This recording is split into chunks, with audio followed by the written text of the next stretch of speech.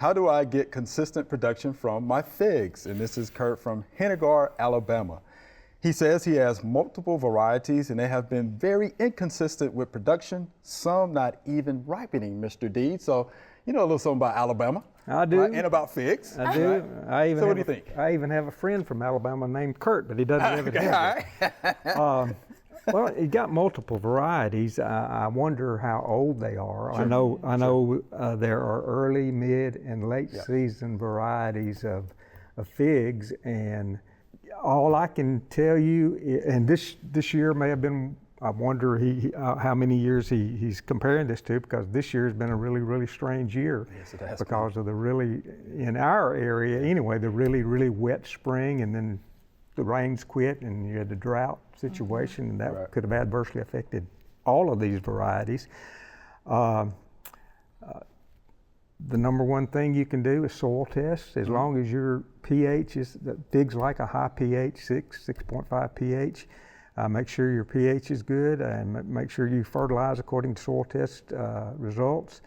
You ought to be okay in a good year, but environmental stress can throw a wrench into anything. Definitely.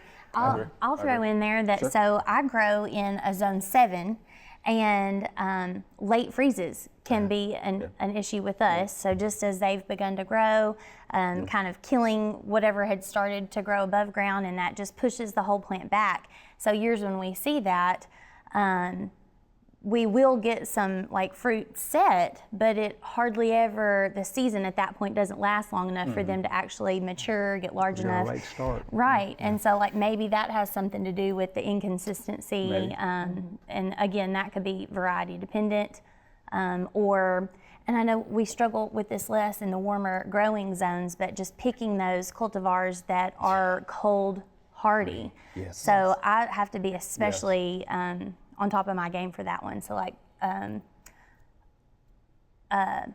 Celeste. Yes, Celeste would be one. I know. Yeah, of course, yeah. Chicago.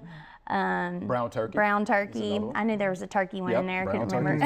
And there's actually LSU purple. Oh yes, that's another hardy. good cold hardy one. And so just making sure that we're starting out with those selections, and that's going to help guard against if we have extremely cold periods through our winter times.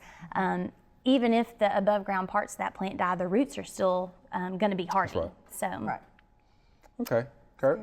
And one thing I like to add to that is, go to your local extension office. I mean, they will have a publication about figs, right? And that should help you out.